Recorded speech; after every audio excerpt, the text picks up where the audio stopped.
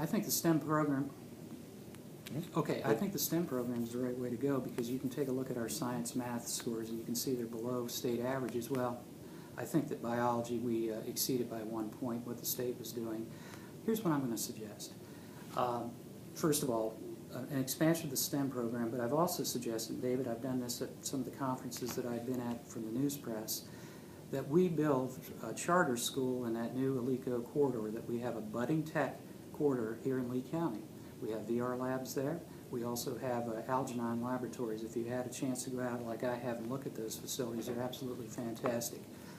I'd like to encourage someone to step up and build a charter school, and in that charter school that we do a work-study program and also the STEM principles that we just talked about here, math, science, and biology. We could make that school a zero-base school, which simply means that it would have solar panels, you know, that we would teach students about solar energy. It would also have solar water, which is another technology that we need to be teaching our students. It would be a K through 12 school. We'd start them early, move them through. It would be a combination of skills, manufacturing skills for the businesses. We try to get work-study programs with those businesses in that area. It would teach the newest technologies that the state is pushing on solar initiatives.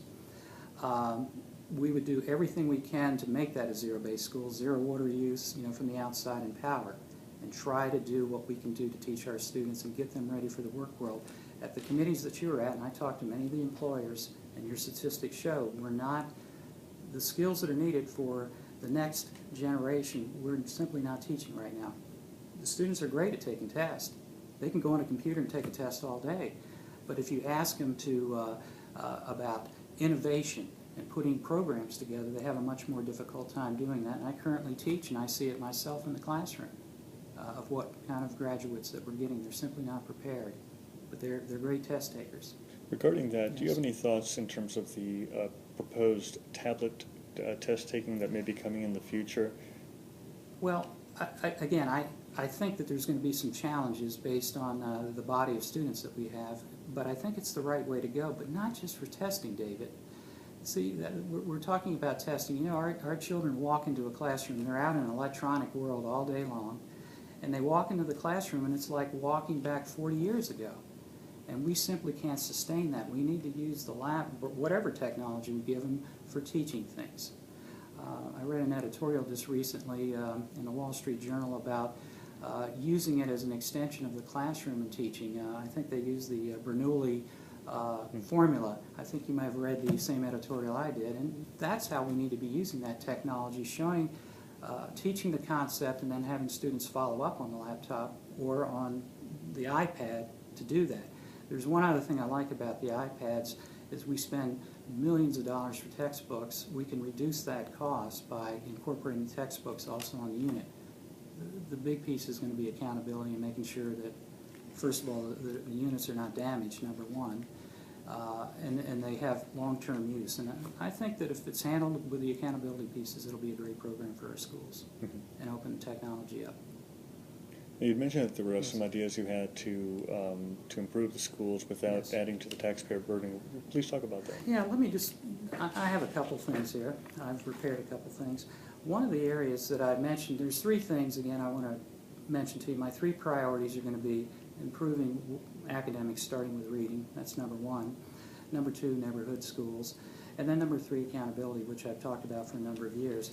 I pulled some quick numbers here on administration here in Lee County, and I think we have an opportunity to reduce some of that administration. We spend $47 million in Lee County on administration, almost as much as transportation. And if you look at transportation and administration, we spend almost $100 million of our operating budget on those two areas. Looking at the state and comparing us to the state, we spend approximately 4% more on administration than the state average. And the state is overburdened with administration, so we're not exactly looking at a low number. My proposal is for us to look top-down, which I've suggested for a number of years, at the different positions that we have, what's necessary and what's not, and do a reduction. The reduction, if you look at the breakdown, the majority of the administration is out in the schools. We spend about $4 million downtown, so there's some things that we can do down there with directors and assistant directors to reduce that number, but we'll also have to look at the schools and how we do things. So I estimate that we can save between $3 and $4 million by doing a reduction through retirements, incentive programs, elimination of positions and so forth, sending people back to the classroom. That will reduce that number and put that money back into the classroom. That's one area that I think we need to work on. Also the ratios. It takes 2 more administrators in Lee County to administer the same amount compared to the state. In other words, if you look at staff to administrators, we run about 1 for every 26, and the state runs 1 every 28. So the numbers clearly show that we can do better there. Also, the amount of money that we allocate to the classroom, and I brought some statistics on that, not to bore you with too much, but we're also at a 3% disadvantage, and that doesn't sound like a lot until you look at the operating budget and multiply that times the over $600 million that we spend. We're at a $24 million disadvantage to what other districts are doing around the state, and I have those comparisons to show you, but in the time frame that we have here, I can certainly give them to you, but we are at a disadvantage compared to other states. Now you say, well, where is that coming from? Well, it's coming from transportation and administration. We simply spend more than the state average on those 2 areas.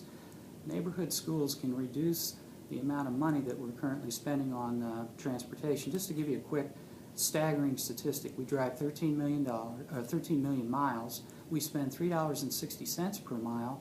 We're #1 in the state as far as the percentage of what we spend on transportation versus our operating budget, which is around 6%.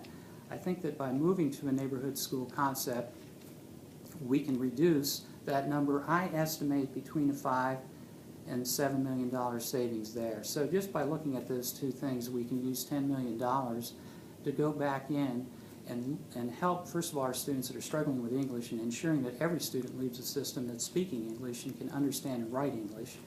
Also, to enhance programs. You look at our SAT scores, and there's only one answer to getting those up to national and state levels. We only, by the way, we only have, I think, 1 or 2 high schools here in Lee County that have made national averages on SAT out of the 13.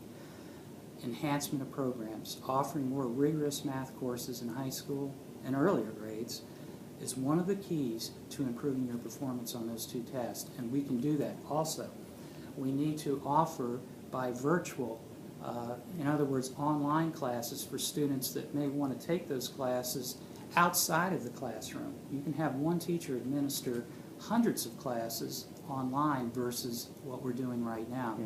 Quick example, there's a university out in California that's offering a computer science class online, and they're not charging anything for it. It's right in the middle of Silicon Valley, very prestigious school.